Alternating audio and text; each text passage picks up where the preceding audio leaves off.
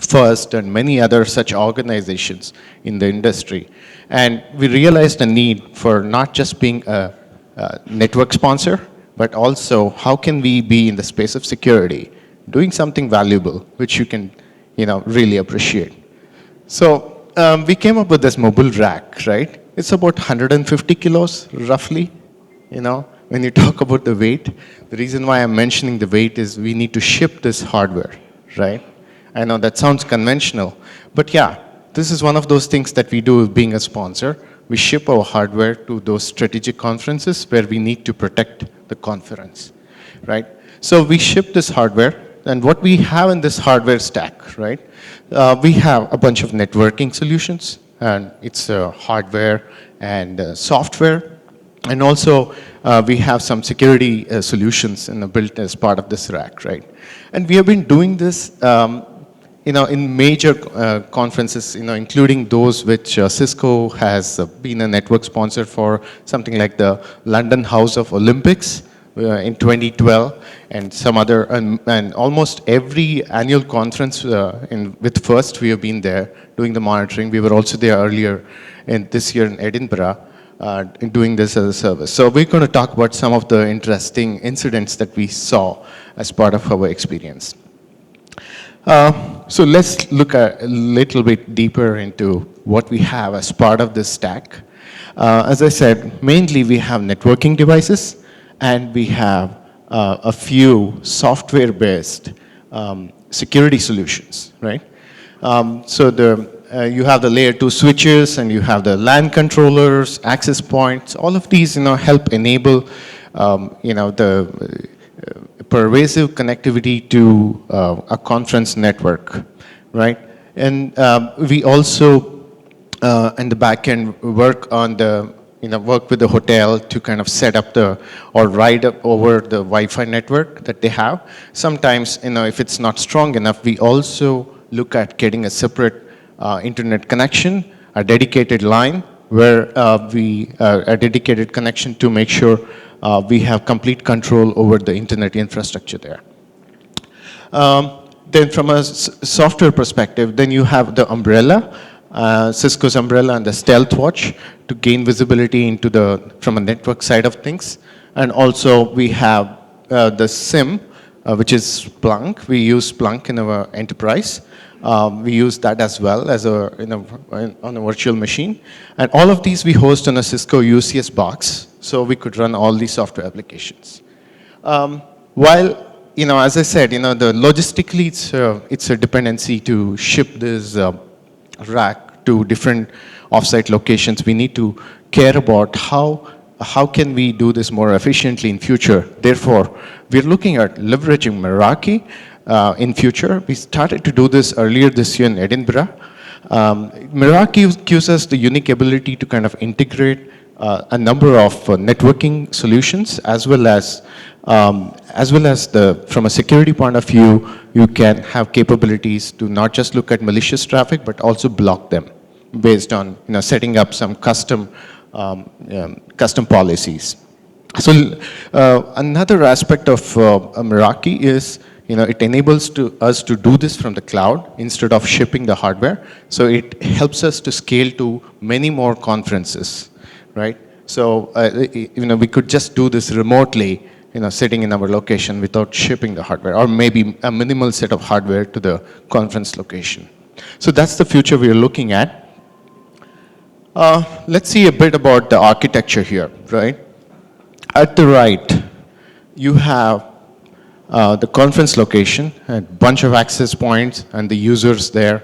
And then in the middle, you see a monitoring stack, which has the capability to give us visibility into the network, the web traffic, and also the IPS type of events, and the ASA firewall, and also mainly the DNS from an umbrella perspective.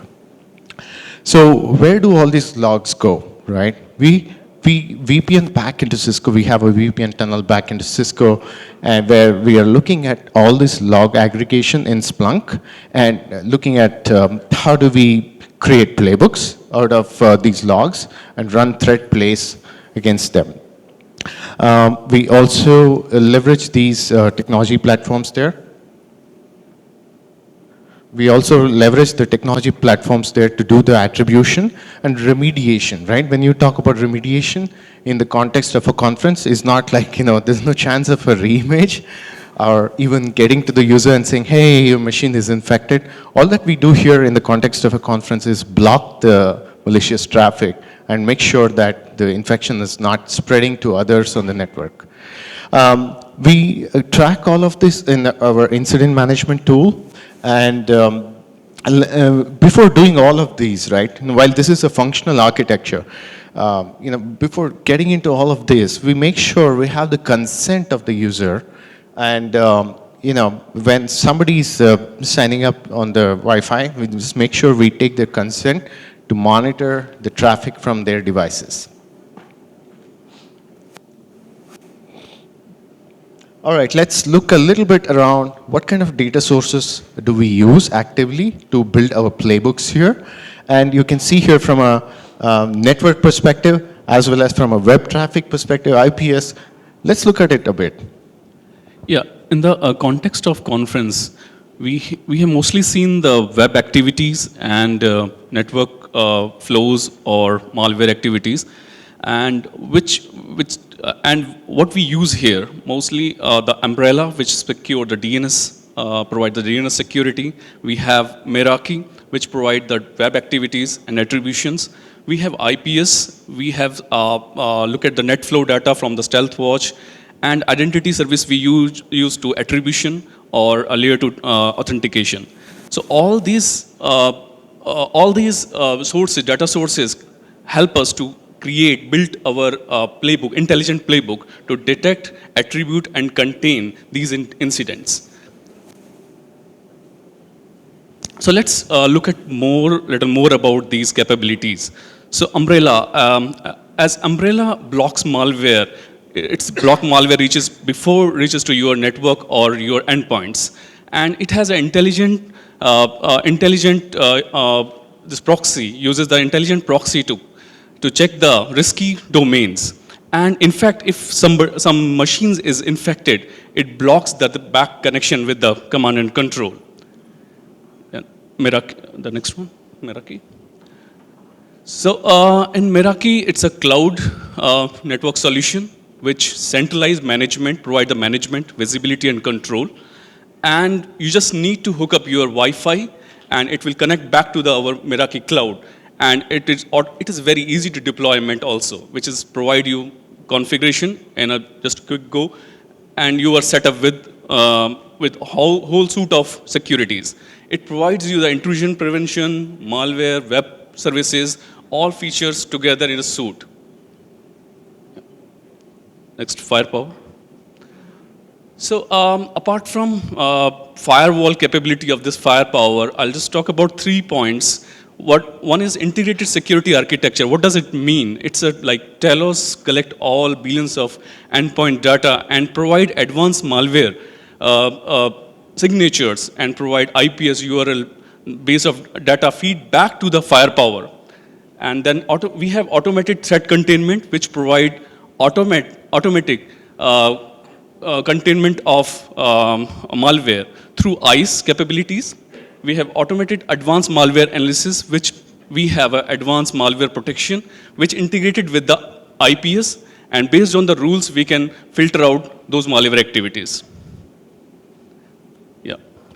Talking about how we leveraging all these data sources, right? First and foremost thing is, are we collecting the right logs? And we saw that we have determined what logs can we collect as part of deploying these gear, right? Bringing in this data sources into Splunk is the next step, and making sure we collect these logs and actually enable the data controls around it to make sure we can run some of the threat plays against it. So scoping of your threat plays is another critical step about understanding what threats are relevant in a setup like this one, and looking for that type of threats. Running those custom queries in Splunk.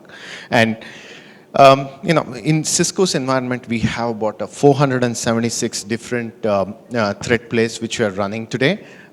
On an everyday basis, we are looking for those threats. When you talk about, in the context of a conference, it's a subset of those plays that we choose and handpicked, and then run them against these data sources that we have here. So deploying monitoring is the next step, making sure our tier one or the triage team is doing the necessary work to run that as per the stipulated schedules and putting that into a scheduling system, and also implementing and communicating a mitigation plan. Most of the mitigation plan in the context of a conference is blocking the malicious traffic.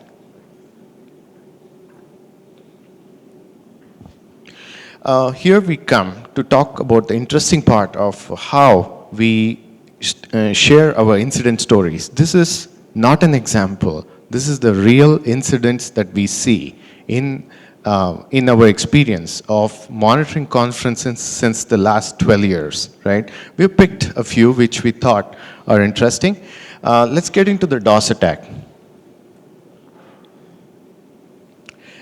As you know, DOS attack, denial of service is one of the most popular ways of how disruption can be caused to anything, like a setup like this one, right? So we want to talk about it, based on our experience. As you can see in the logo there, actually in the picture there, it's a picture of Bangalore, where we had our TC earlier this year in February, and there was this user endpoint. And that user's endpoint was generating a lot of ping requests. And it was hitting up the UCS server. Our Meraki picked it up. And we correlated what Meraki found with NetFlow and from a LANCO perspective, and understood that the attack was really happening. So basically, it wasn't a malicious user, it was an innocent user, but we could attribute it to a botnet that was actually running on the user's endpoint, which was doing all the nasty work. So it was trying to bring the whole network down, and this is something that we noticed, we thought was interesting to share. Let's talk about another popular method or ways of how disruption happens, right? Let's get into ransomware. It's not, ransomware has been, a story, right? Once upon a time, ransomware evolved to actually do, ransoms, extract money from people. But we have very clearly noted over a period of time, ransomwares have been more active malware, so the methodologies that are used in a ransomware are having intentions larger than just extracting money. And we have seen in the space of, in the genesis of ransomwares, we have seen so many more new ransomwares coming up. And basically, in this incident happened earlier this year in our annual FUS conference in Edinburgh, which happened just 3 months ago. And we noticed that this user was constantly hitting on to the kill switch domain. So basically, this was picked up by our DNS play. We noticed that the activity was obviously WannaCry. As you know, the kill switch domains are associated with WannaCry. And we correlated that information, then looked at what Umbrella was doing. Umbrella had blocked it. While we contained this incident, it was also important that we have to understand, we don't have all the ports open. Sorry, we don't have all the ports closed. Or, so it's in the conference kind of setup, it's difficult to stop the, spreading of WannaCry kind of thing. But, detecting this itself was an achievement for us. So a lot more threats there. Can you talk about the Android activity there?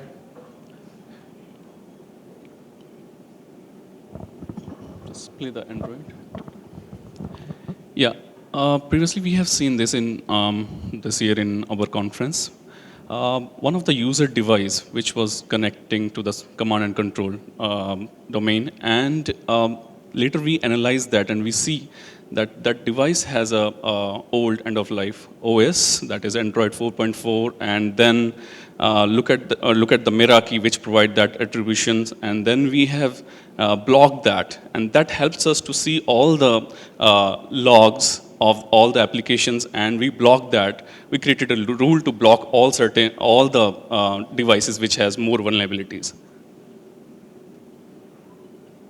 So here we have a Meraki attribution to provide more visibility on all the endpoints. Here you can see the Android versions, the previous one, the Windows XP devices, which give us to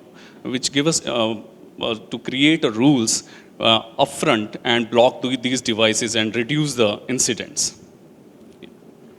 I do want to make a mention of the challenges there, right? What Meraki is able to provide us is a good level of visibility. Can you just go back into that one, please?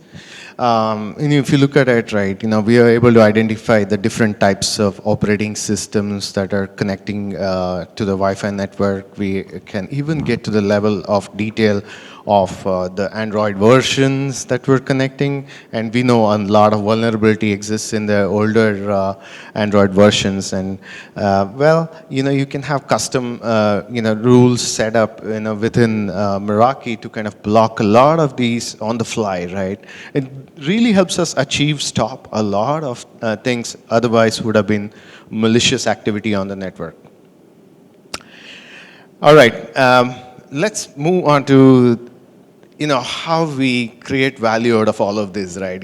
We generate a report internally because no good work done and no reporting done is never good enough, right? So we make sure to complete the loop here by generating a report which clearly states what we saw, what are the threats we prevented, and sharing this within our management, also creating visibility to the stakeholders like First AGM and others, in the context of where we conduct the monitoring, right? So that's something that we do, and this is a snapshot of what the report that we had for the monitoring that we had at the annual First conference in Edinburgh earlier this year. So that said, we're going to quickly wrap it up with the teams involved here. From a Cisco CSIRT team perspective, we have the engineers who set up all this required infrastructure. They fly in months earlier and do a site assessment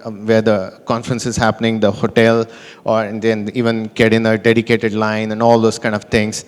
And then we have the analysts from my team, who look at building the playbooks and looking at all the threats that are relevant to the conference, and making sure we conduct the monitoring, triage, and all that work. And of course, with all the support from the Cisco management, we are able to achieve this. At the end of the day, we are a tired lot, and we look at how can we have fun. And thanks to First for bringing us to places that we have never been. And we, this is sharing some pictures here of some of our global team members, having fun. And after a long day, you can see Chris Benson snoozing out there. So, yeah. That's it. That's pretty much it. Thank you. We'll take any questions if you guys have.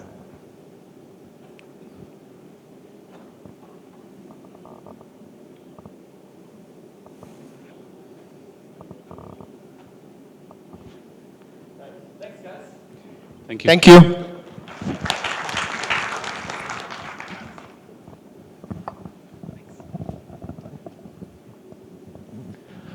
All right, one last presentation for this session before lunch. Could we welcome Joy and Lynn from TW-CERT CC? They're going to give us a presentation looking at anonymizing cybersecurity events data. Do you guys have the second one? The second mic? Oh, thank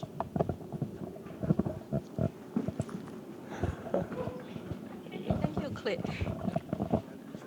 Oh, yeah. Okay, good morning, everyone. Okay, good morning, everyone. So I am the one that's between you and lunch. So I'm going to try to get to the point and make sure that you understand what I'm going to be sharing with you.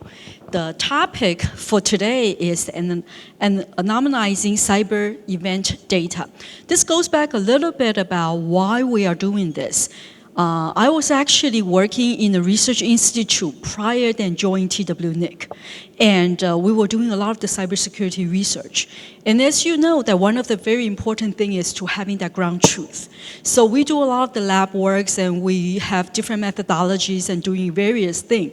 But yet that we felt like, without having that ground truth, there's so much that you can do only.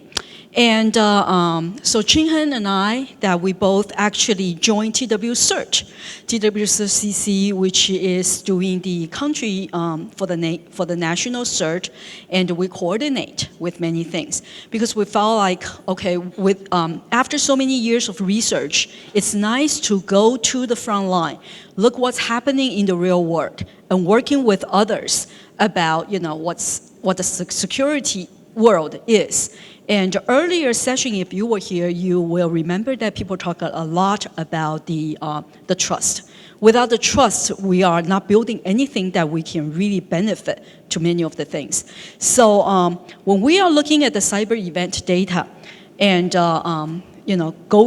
starting taking over the TWCERT operation works beginning of this year, we realize there's so much insight we can look into, and there's so much that we can do with it. So the topic we're going to be talking about is about the cyber event data. And we're going to cover a few things, the different issues about how do we really looking at the security log, the different data, and how do we really actually do the log anonymization, okay?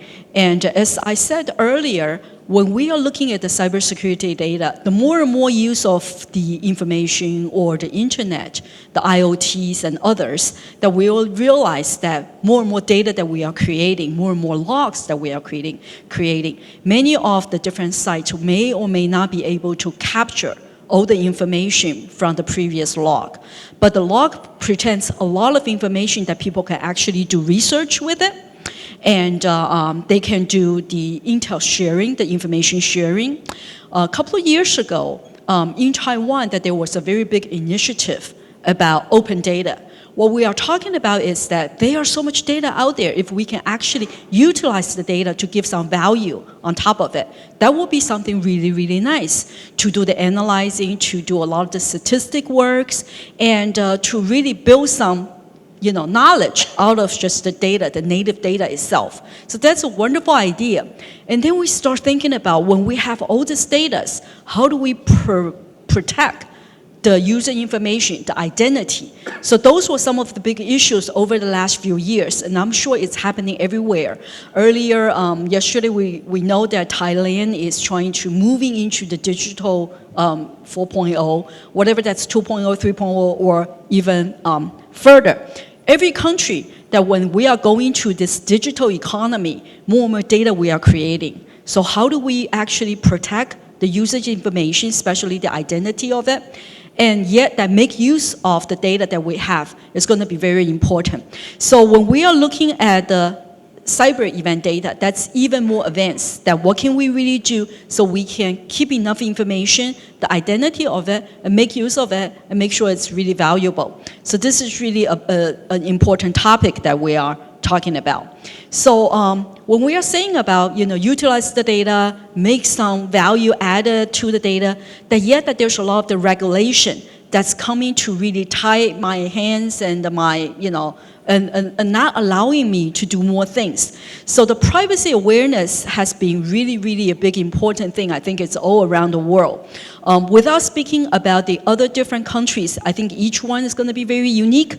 But in Taiwan, that we have the data privacy to protect the individual, the personal data, and we follow a lot of the credit card laws and the international standards with the ISO. And just giving one example from the European, that the GDPR, right? That's supposed to be a regulation that bounded for the European, for the EU. But anybody understand that when we are utilizing the internet, it's not a territory bounded.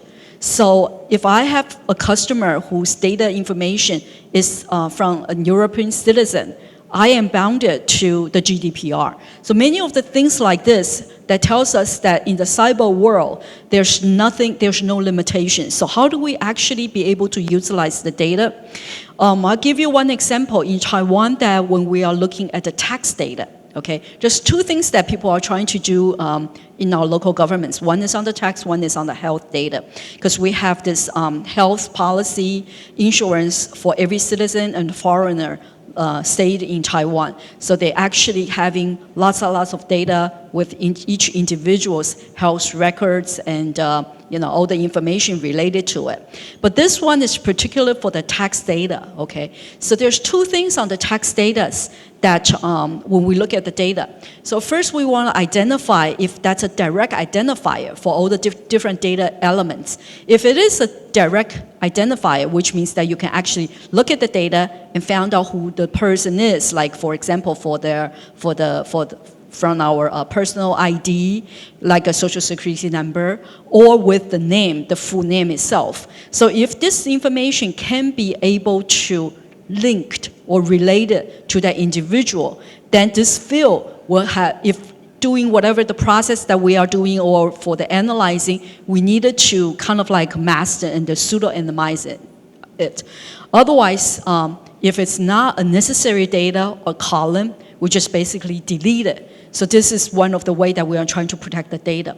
The other one is the quasi-identifier. So, we mask a few things and we gave a range, like say when we are doing the tax data, if the person earns certain X number of dollars as the income, we will put that into a range. So within that range, we gave like a range identifier versus to reveal the real data about exactly how much the person really earns on his paycheck. So with this, that hopefully that we can give a little bit more protection. However, other research also shows by doing so, if you can relate it to many different data sets that you can gather, and with the linkage and different utilization tools, you may still refer to the real person. So that's not really a good idea. Okay, so that's what happened with the tax data side. And based on the last study that we understand that they are statistic depending on the different goal. They can be satisfied with such data, but mostly a lot of people still complain that this data doesn't really give that right reflection of it. So if we look at the cybersecurity data, that's even more complicated. Because when we look at, like say, for example, on the web traffic data logs, there's different columns. Some of the data could be very sensitive that we needed to basically eliminate it on the sensitive one. And there's the quasi data, for the time, the user agent. But when we're looking at the cybersecurity data, there's a lot of the, like the client IP, the server IP, what are you gonna do with it? If you don't have it, what are you gonna be able to track back? And there's a lot of the unstructured data, which contains the domain name, the sensitive data, they encode it. So looking at those data and trying to make use of it, I think it's really a big challenge of it. So when we compare the different anonymization type, the personal data, which is really to protect the personal identification, but then the other cyber events is really trying to protect the organization information. If we want to utilize the data without the host name, the directory, or some of the file names, we are not going to be able to go back to apply to the blacklist matching. So do you actually, can you actually use the data is really the question. So, and a lot of the directories really use the rule list. So this is when we look at the data, we say, can we actually do something with it? And the utilities to make the data a little bit on the pseudo side to anonymizing that, there's different tools that we can use for the pattern match, for the abnormal detection, and of course many tools on the data matching. So all this will give you some kind of information, and you may be able to really put some value to it, hopefully. And if we look at some of the understanding from, this is by one of the charts that people put together, that if you look at the extreme, that if you are not protecting any data, if you are not anonymizing the data, and the utilization can be very, very valuable. However, if you put the different limitation on, then it's not going to be the ideal situation. So there's only certain part of it which, based on this graph, is the acceptable, the trade-off for the different data that people can actually use it. So I'm going to pass the baton to Chih-Hung and to tell more about the various things that's happening.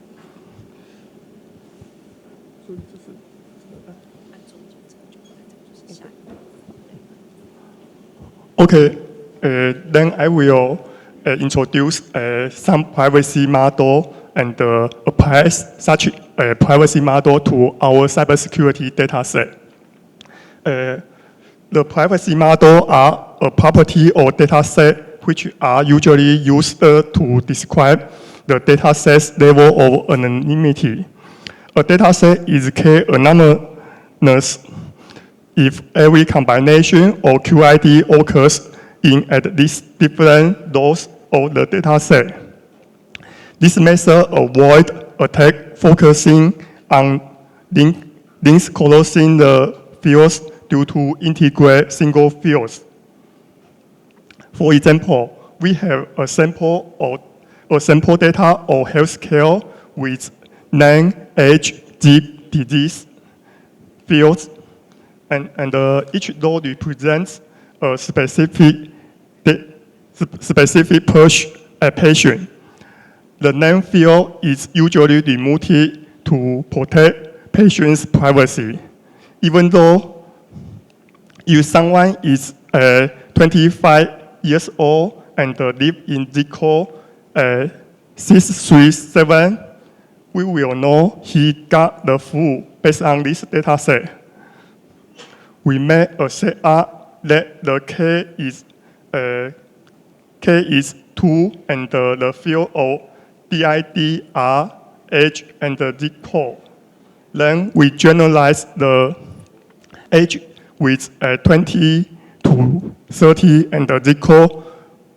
The age 20 to 30, 40 or 40 to 50. The zip code is 500 to 600 and 100 to 200 values. Therefore, every age zip pair has at least 2 rows. This is we got the new table where K is equal to 2 in K anonymous. Obviously, it is more difficult to identify the specific entity for the identical field.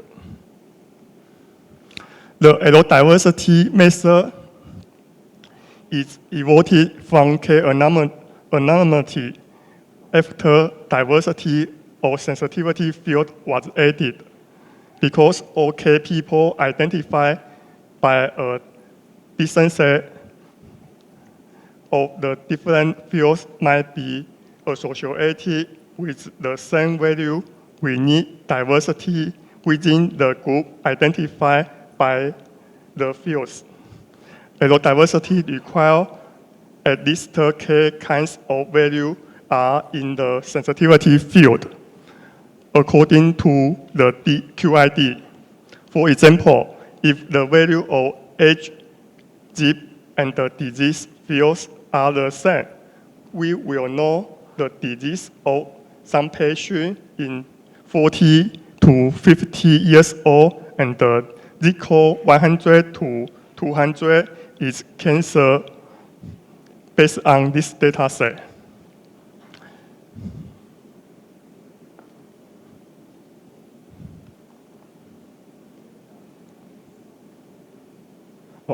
Okay.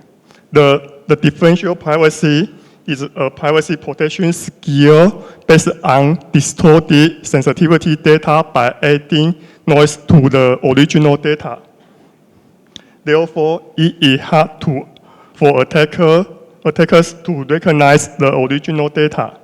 Here, the ASON is used to describe the level of noise in differential privacy. From the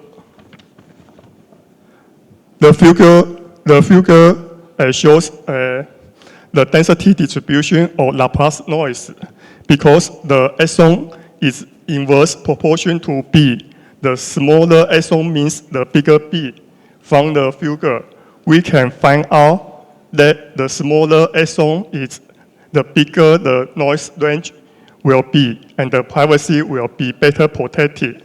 However, the bigger noise brings out about more data distortion. Then, we apply the privacy model to our cybersecurity data. There are two types of DIDs, which are IP and the host name in our data set. We separate the IP field into external and the internal IPs. Next, we reserve the external IPs in order to single out blacklist and map the internal IP to the private IP such as 10.s.s.s. The mapping parameters are arranged by random numbers to avoid systematic offsets. We also separate the host field into external and the internal domain. When we reserve the external domains in order to single out the blacklist, we map internal domains to the pseudonymization domains such as internal ss.net. Therefore, the device DID can not only hide the internal information, but also be useful to single out the external network blacklist.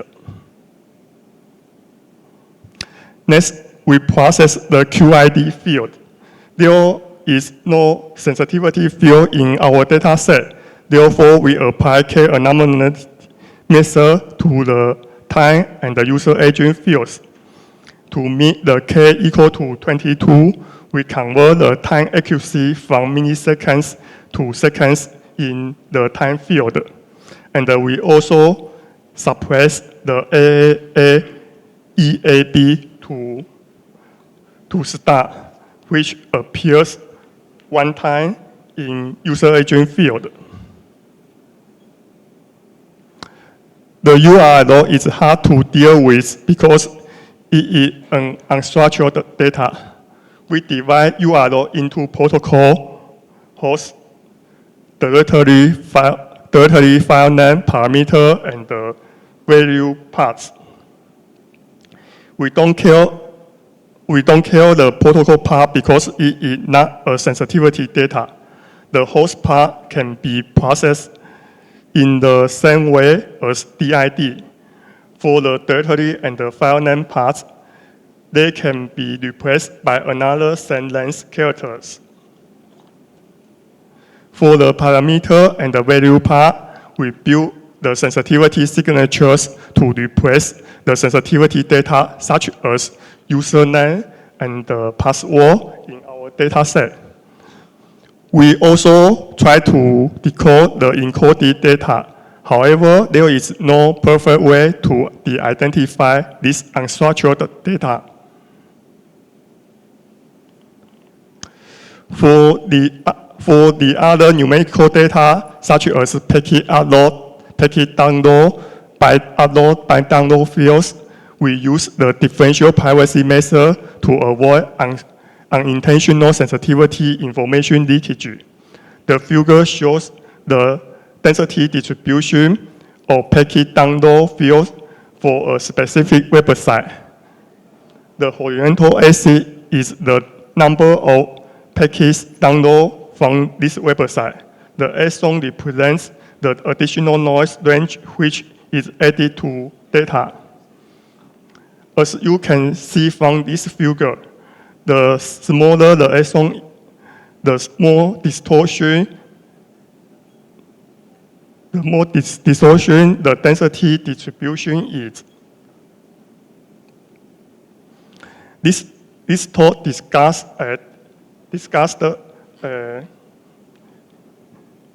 different domains has different types of privacy and utility issue. Existing anonymization methods are hard to apply. For example, the DID field of the cybersecurity data should reserve their utility, and we also should deal with non-structured data.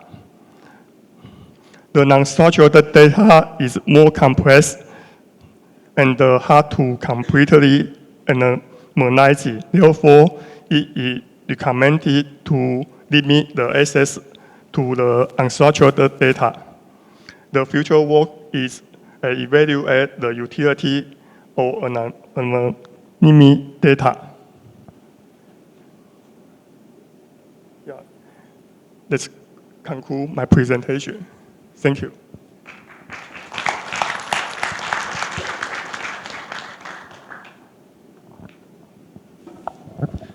Do we have any questions? Yeah.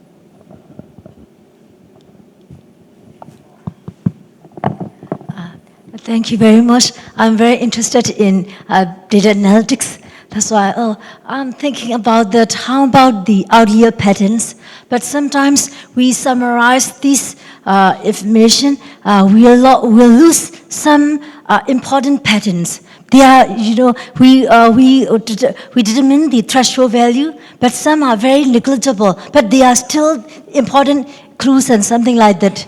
That's why, how about the outlier patterns? And we are applying with these algorithms. Sometimes they ignore these very exceptional cases, but they are the very how can I say, they are very important to analyze or something like that.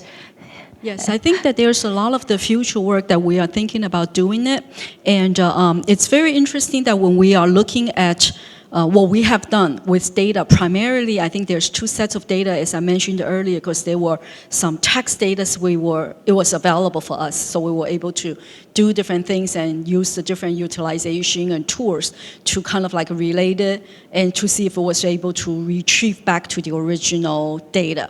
And also health data was something that, because we have really the whole nation's data, so we did a lot of the testing on it. But for something else, I think as our conclusion was indicated, that different type of data for the different domain requires different utilization tools. So, but your observation and your question is very valued. I think there should be something that we needed to do, and perhaps different collaborations with the different universities and research institutes. Thank you. Yeah, hi. I'm Dr. Sudha Bhuvaneshwari from India. Yes. Yeah, I have a question. Like, you have blacklisted the data, nodes. What are the performance factors used for blacklisting?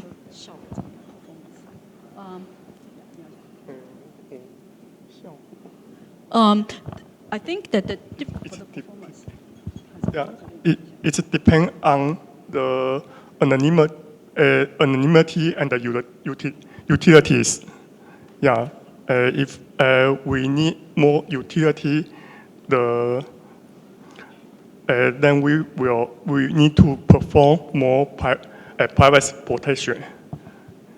Okay, yeah. So it's purely based on utility, which you decide the performance factors?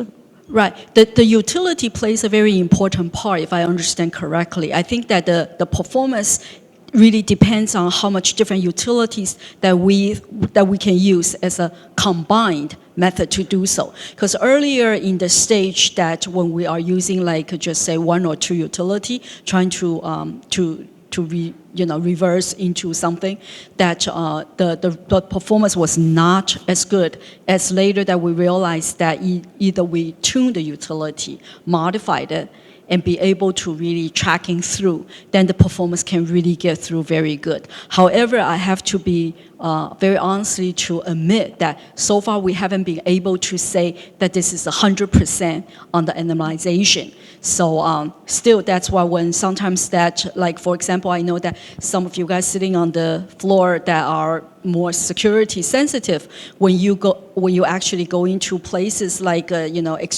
order to get some like points collected, they ask for your information, and people with a little higher sensitivity never really do that, because even though at the point that their system could be completely well written and all proved, but who knows whenever that all this information can be relinked and be able to tracing back. So that's just my own personal observation.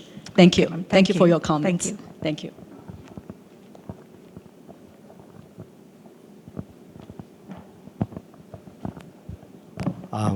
Adley from APNIC. Are you guys planning to release any tools to do this with the community, or is this just research work at the moment? Well, I think that all the research should actually, at the end, go to the public because that's what they are for. At this point, that we have no plan to do so, simply because we haven't felt like this is a level of confidence is not there yet. But if we continue having the support in this area, I think that's the goal. And I think with the open data and the open software, yes, we are, able to do so. Yes, thank you. I have a question. My name is Choi. I'm from South Korea. Could you go back to your slide about the relationship between anonymization and utility? On the regulation part? No, like no, no, where every country... the graph. Oh, the graph. Yeah. I think it's like page 8 or 9, if I may. Yeah. As much as data anonymized, maybe people cannot utilize that kind of data. But I was just wondering, but there is so much technique for the de-anonymization. How about that? Then the utility means for whom? Utility by cert or utility by attackers? A little bit unclear. Could you? Okay. Well, I can give a little bit more example on this utility. Some utilities are out there provided by the vendor. Some are like open source. So whatever that utilities that we felt could be able to use in, I believe the graph you are talking about is like this shape, where I said that when there's a lot of the protection and a lot of the privacy, I think there's the trade-off. So yes, it has something to do with the utility. I think utility is the point that we needed to improve. And perhaps I think, like Adley was mentioning, that some of the data that was properly used by certain utility, you can get better performance. And I think if we can relay those together, those could be published for other people's reference to make some use of it. Happily to do so. Okay. All right, thank you so much. Okay, thank you.